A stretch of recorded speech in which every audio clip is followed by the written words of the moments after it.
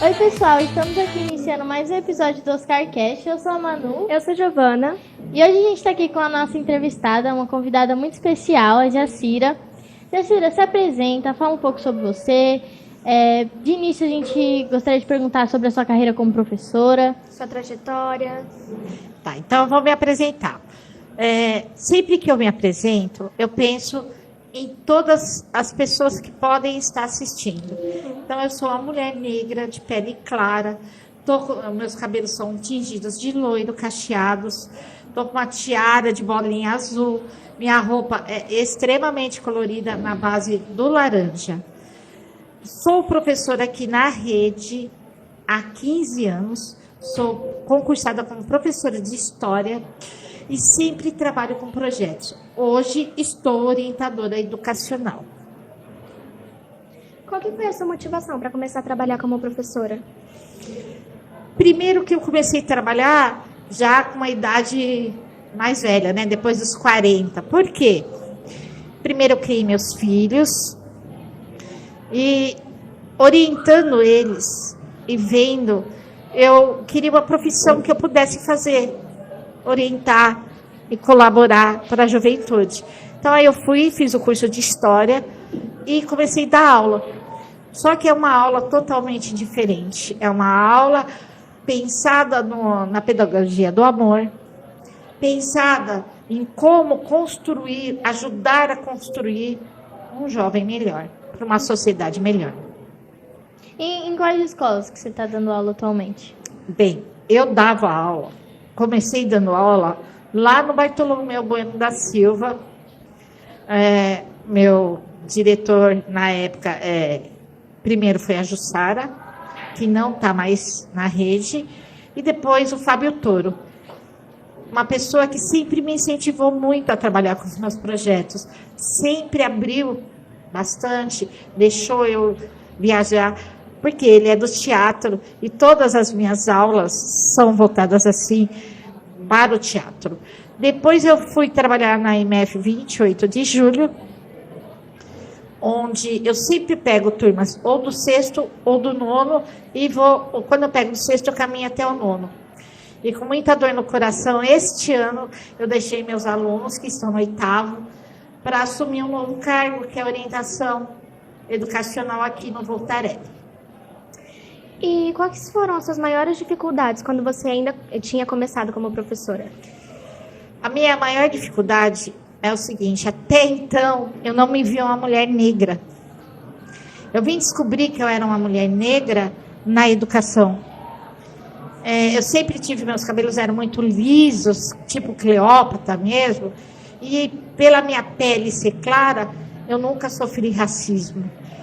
A partir do momento que entrei na educação e eu quis fazer um projeto voltado para ícones negros, foi quando eu descobri que eu era uma mulher negra.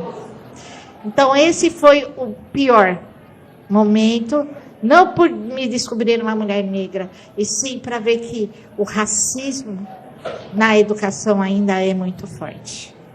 Infelizmente. Aproveitando que você entrou nesse tema, como que você descobriu que você era uma mulher negra? Como isso funciona? Então, foi assim. Eu queria construir uma sala numa mostra cultural que não fosse uma sala voltado para aquele negro escravizado, chicoteado, porque eu já comecei a entender que nenhuma pessoa negra quer ser representada por aquilo. E através dos meus estudos fora, eu fui ver que nós negros somos descendentes de reis e rainhas. E que todas as pessoas que foram sequestradas em África e trazidas para cá, elas tinham uma função. Uma era ourives, o outro sabia plantar, o outro sabia achar as pedras preciosas. Então, eram pessoas importantes. Então, foi esse o problema. Eu falei, não é isso que eu quero mostrar. Eu quero mostrar essas pessoas que vieram para cá construir esse país. Porque sem essas pessoas, nós seríamos um país totalmente atrasado. Porque os portugueses, eles são ótimos navegadores, mas eles não tinham esse conhecimento da terra, e principalmente do ouro. que foi a grande decepção quando eles chegaram aqui, não acharam ouro como os espanhóis logo acharam. Então, é dessa pessoa que eu venho. Esses são os meus ancestrais. E quando uma pessoa, uma criança, um adolescente se vê representado assim, ela começa a se identificar. E foi aí que eu descobri que não queriam que eu fizesse uma sala assim. Uma das pessoas que trabalhava comigo queria que eu trouxesse de novo ícones negros. Não é o Pelé, porque quando você fala é Pelé. Não que eu tenha nada contra o Pelé, mas nós temos tantas pessoas, tantas, sabe, na filosofia, em vários outros lugares. Então foi aí que foi a primeira barreira que eu tive que transpor, modificar. E foi aí que eu me reconheci como uma mulher negra. Sim.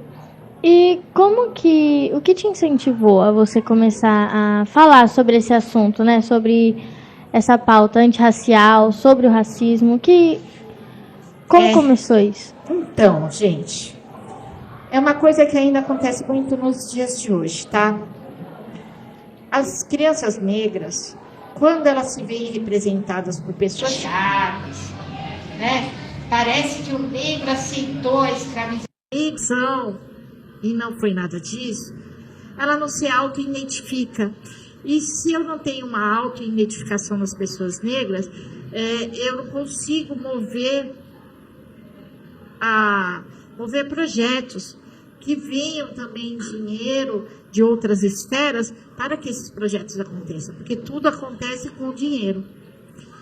Então, o que acontece? Quando você começa a trabalhar a realidade, que tudo começa em África continente, que a medicina começa em África, que a filosofia começa em África, que a primeira universidade é africana, que ele não é um povo que não tinha cultura. Aí as pessoas começam a querer fazer parte. Uma coisa muito interessante é o Egito.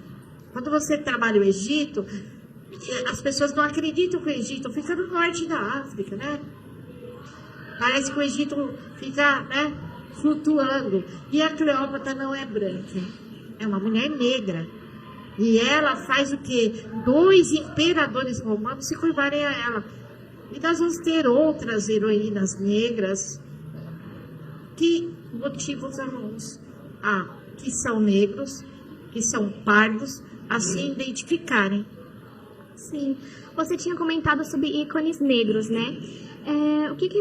Como você enxerga a representatividade das pessoas negras, tanto em cargos de liderança como na mídia?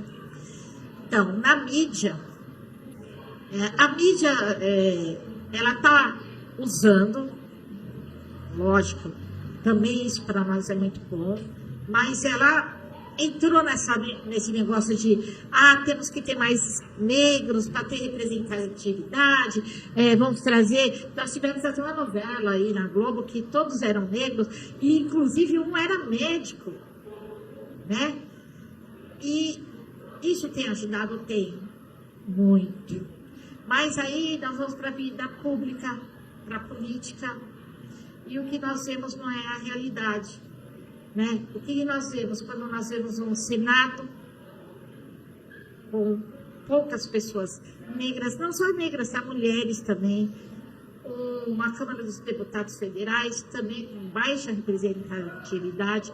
Quando nós olhamos a Câmara Municipal de São Caetano, nós tivemos uma grande mulher negra que faleceu. Hoje, nós não temos essa representatividade dentro da Câmara.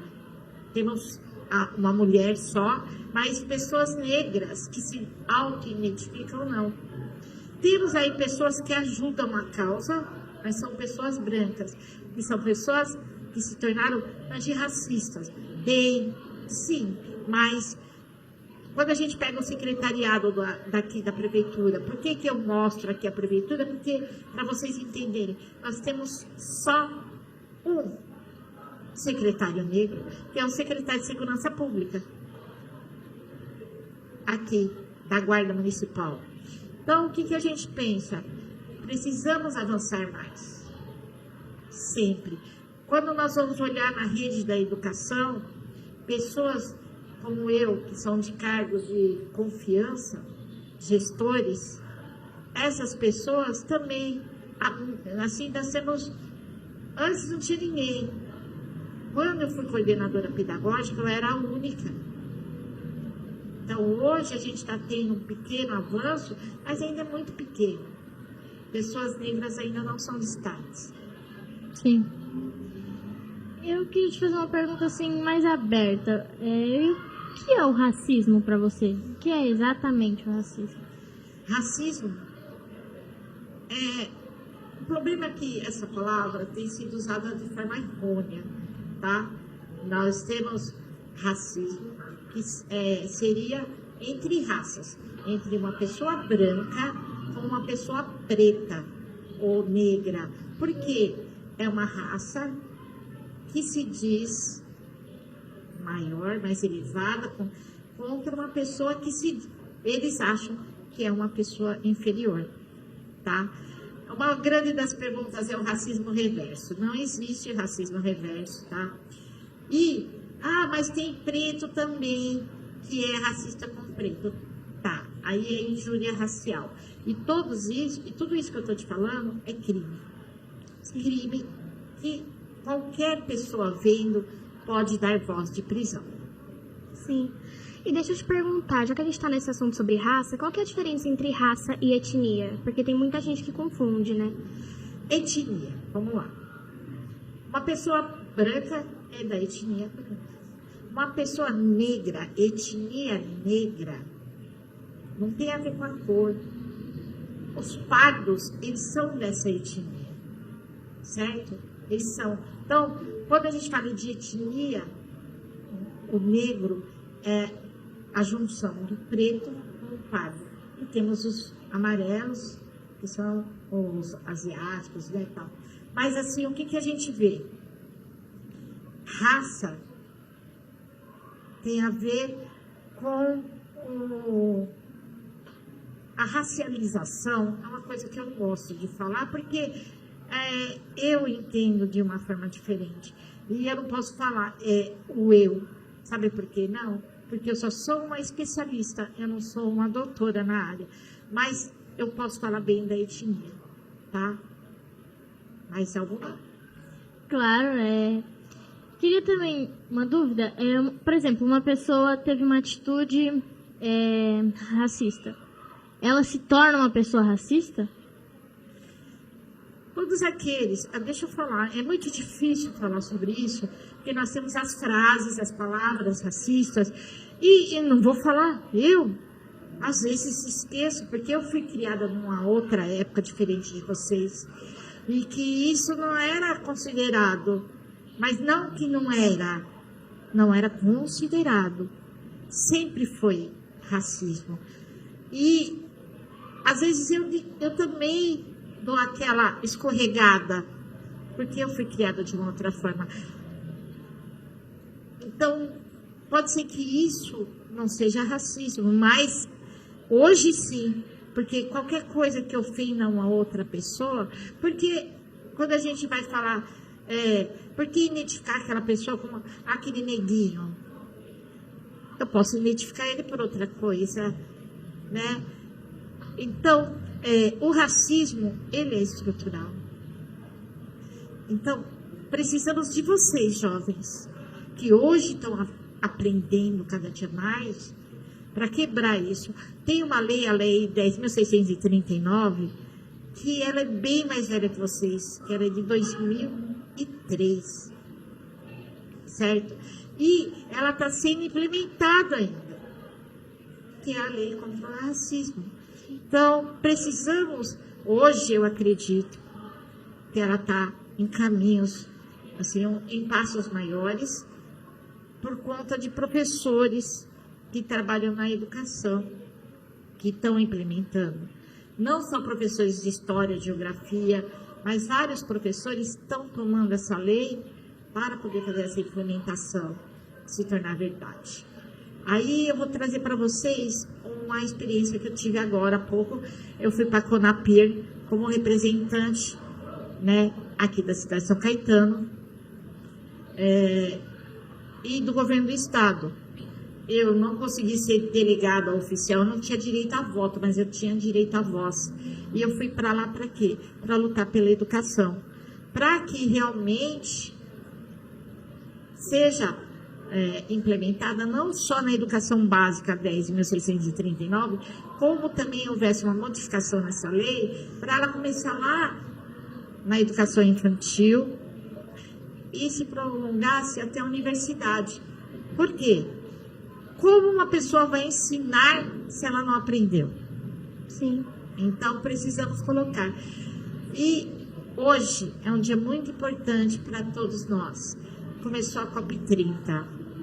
A COP30, onde tem as ODSs, né? E hoje é uma iniciativa brasileira, a ODS 18, até que eu trago aqui para vocês, ó, da igualdade étnico-racial. Essa ODS é nossa, é do Brasil, para lutar contra o quê? Contra o racismo. Então, ela está sendo apresentada hoje na COP30, ela foi assinada no CONAPIR, ela está desde 2023 sendo construída, porque o objetivo dela é combater justamente o racismo. E o Brasil está aí na frente, está levando lá. E elas têm, assim, alguns pontos principais, que é, o combate ao racismo, a inclusão social. Eu sei que vocês queriam falar sobre cotas, né? Então, a inclusão social dessa pessoa e diálogo e promoção. Foram 5 dias na CONAPIR. Hoje nós estamos tendo lá a ODS, onde vários países estão reunidos lá. E, se der tudo certo, já vai entrar também na planilha lá da Unesco. Tá? É hoje. É hoje, durante esse tempo que está sendo debatido. E a importância do Brasil estar à frente. Sim. E de que forma vocês combatem o racismo nesse projeto? Então, começamos com educação, com inclusão, com direito à saúde, porque as pessoas negras, elas têm doenças que são das pessoas negras. E aqui em São Caetano, para vocês terem uma ideia, nós temos aqui um local onde as pessoas podem procurar o tratamento para anemia falciforme, que é uma doença só de pessoas negras e seus descendentes diretos. E aqui em São Caetano nós temos. Então, não só isso, tá? Tem pressão alta, tem diabetes. Então, com a saúde, com a justiça social. Porque se você olhar hoje as prisões, mais de 70% das pessoas que estão lá presas são pessoas negras. Não que eu falo que elas não são culpadas, mas tem muitos que não são culpados e estão lá. E não tem o mesmo tratamento da justiça, e não prepararam advogados para olharem para essas pessoas, prepararam médicos para olharem para essas pessoas. Então, a ODS vai trazer tudo isso, essa implementação, essa ajuda, ajuda não, né? Esse direito, essa reparação histórica que o Brasil tem. Sim. Com as pessoas que construíram esse país. E deixa eu te perguntar, a partir de que momento uma situação se torna um caso de racismo que deve ser denunciado? Que momento?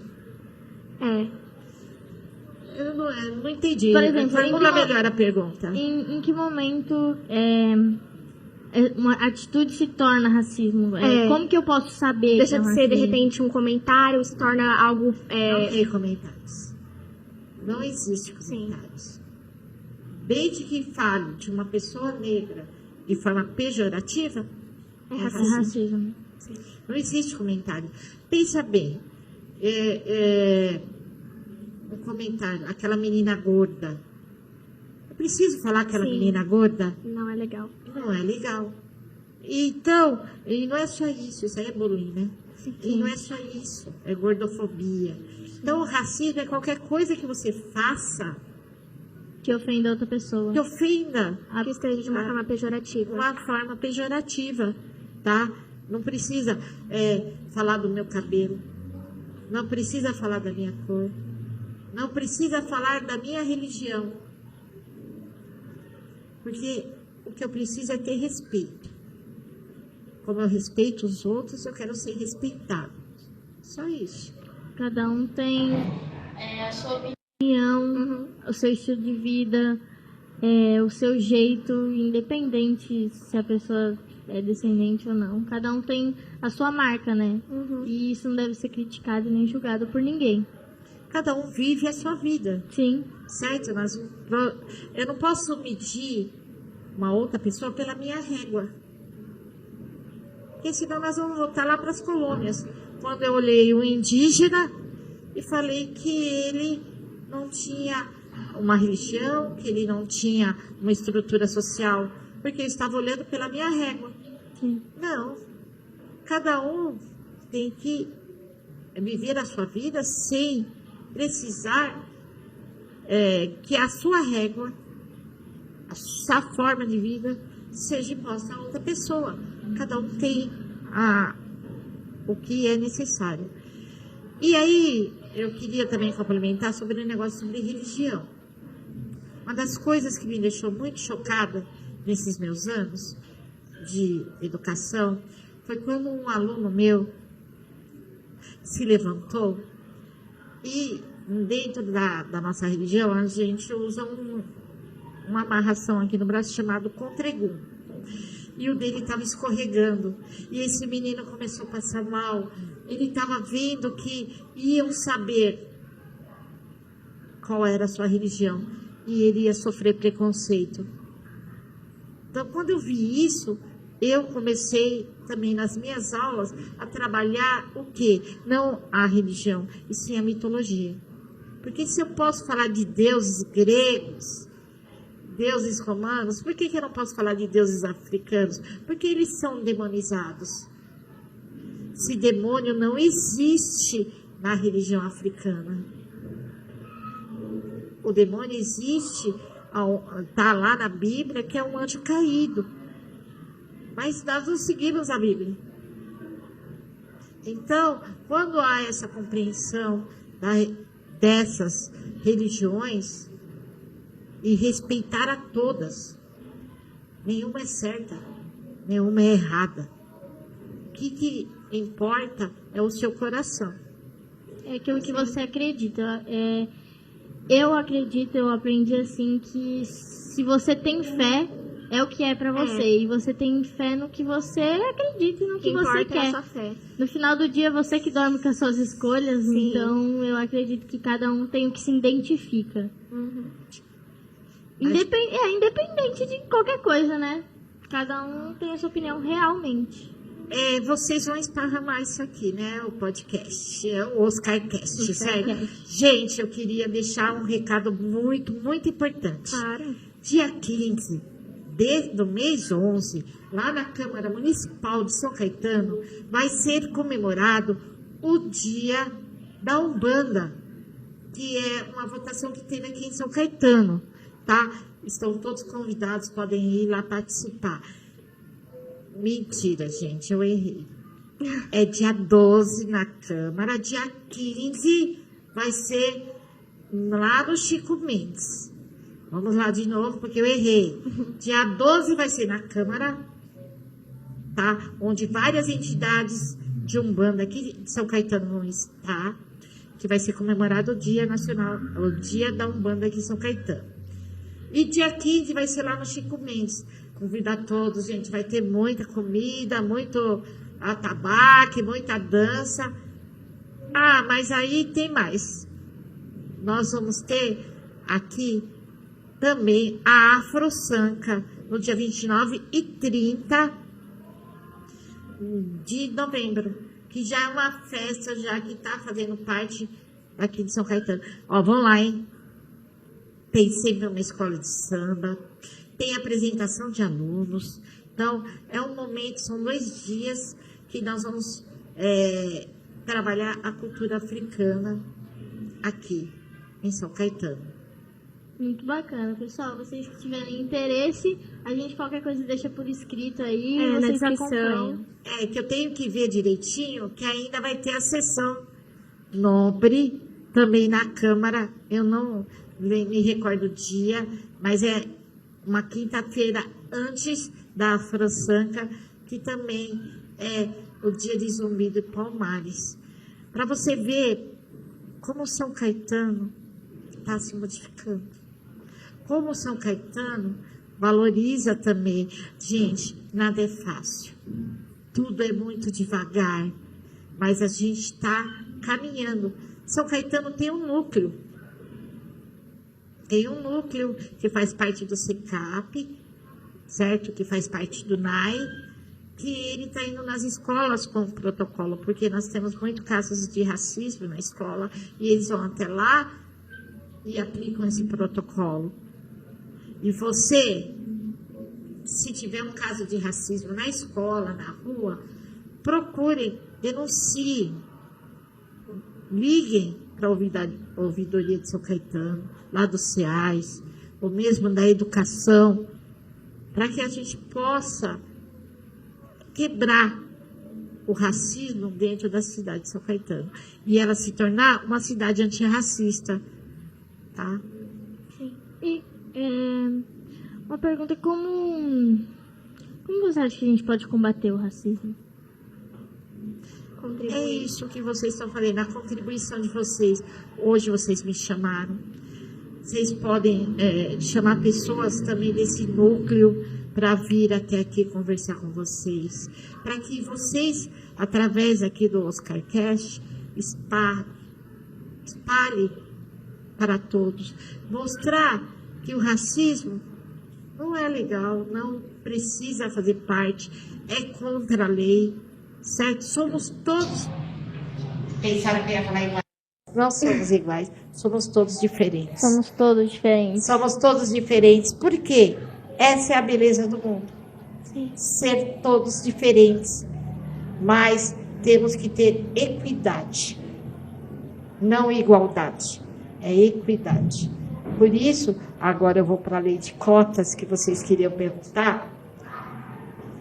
O que é equidade? Vamos pegar uma pessoa, esquece a cor, periférica. Vamos pensar uma pessoa que mora numa região muito distante da cidade. Será que ela tem a mesma educação que vocês? Não. Não. Tem lousa digital, tem computador, tem um OscarCast. Não tem. As realidades são diferentes. Sim. São diferentes. Infelizmente. Aí vamos pensar que essa pessoa também é uma pessoa negra. Então, é aí que eu falo da equidade. Colocar todos no mesmo patamar é igualdade. Equidade é quando uma pessoa dessas, ela tem uma chance maior. Aí vem as cotas. E não são só cotas para negros, são as cotas para pessoas de baixa renda. E sim a cota para as pessoas negras, porque é uma reparação histórica. Esse país precisa se desculpar dessas pessoas que sofreram e sofrem ainda. Sim. Até hoje. Então, a lei de cotas é válida. Não que elas são inferiores, mas elas estão morando na periferia, porque os salários não são iguais. As chances trabalhistas não são iguais. Mesmo quando as pessoas trabalham no mesmo cargo, não ganham salários iguais. Então, é uma reparação que nós precisamos fazer. E, como eu sempre falo, tudo vem da educação.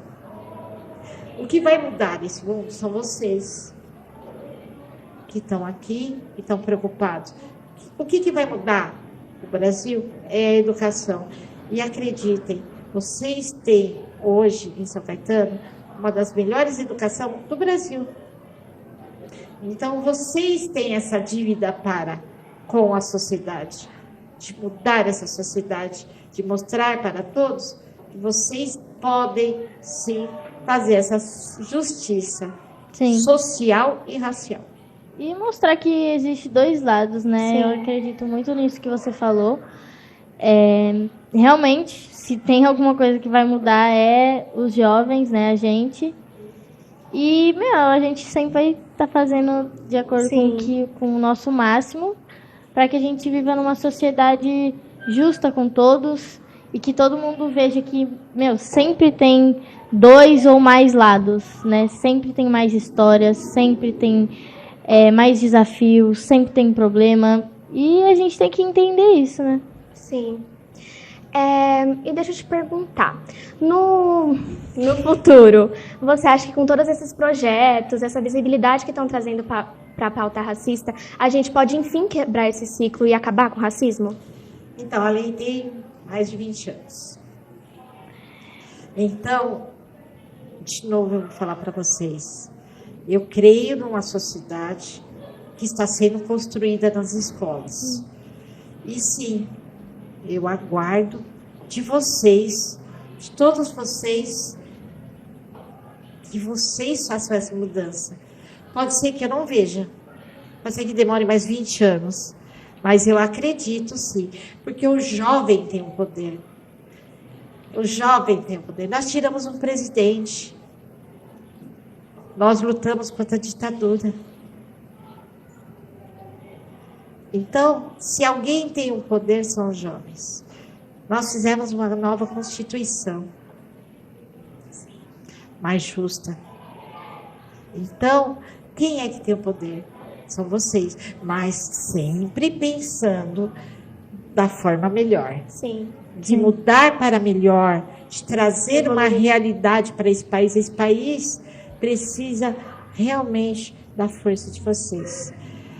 E eu não ia poder deixar de comentar. Nós tivemos no Carandiru 111 mortes. Ontem, esse final de semana, nós tivemos o quê? Esses dias tivemos no Rio de Janeiro, por enquanto, 121 mortes. Ah, mas são bandidos. Pode ser. Mas eu não choro por eles, eu choro pelas mães. Porque ninguém cria um filho para se tornar bandido. E assim, também não estou recriminando a polícia.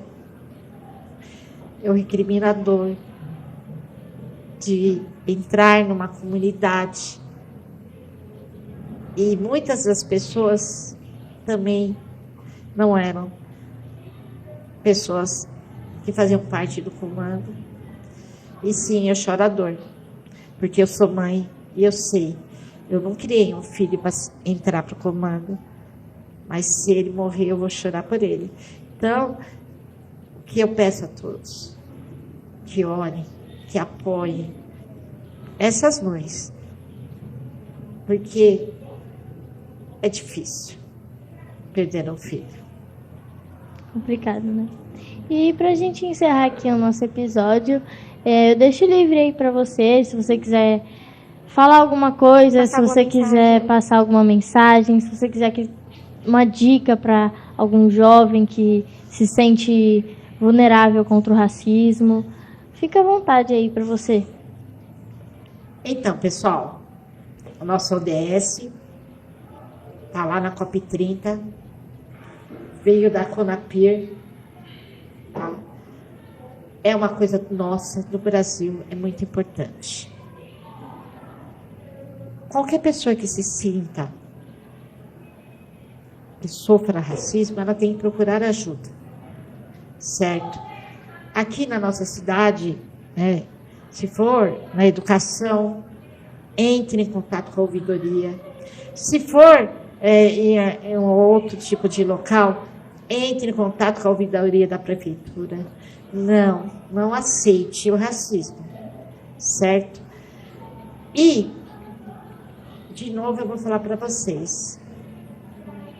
O futuro do Brasil está na mão do jovem.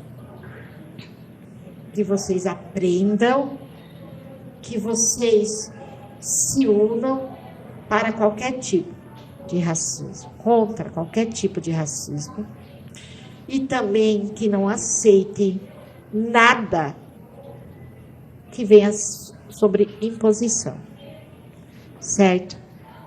E quando daqui a pouquinho vocês estão no 9º ano, né?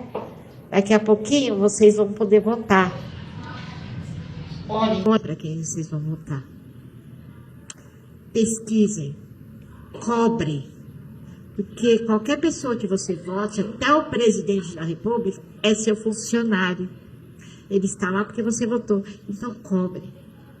Cobrem o que ele prometeu, cobrem iniciativa, cobrem investimento na educação, na saúde, cobrem tudo que vocês têm direito, certo?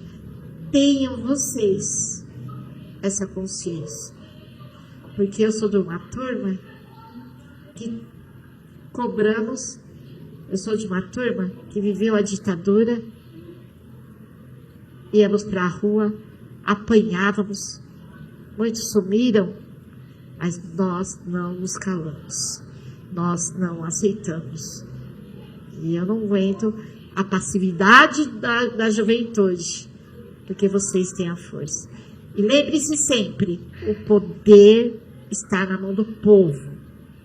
Vocês colocam lá, vocês podem tirar. O povo é que tem o poder. Aquela frase, o gigante acordou, quer dizer isso. O poder está na mão do povo.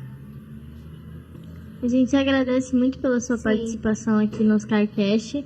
É uma pessoa muito importante para todos nós. Com certeza. E é isso, gente. Muito obrigada por assistir até aqui. Sigam nossas redes sociais. E é isso. Tchau. Tchau.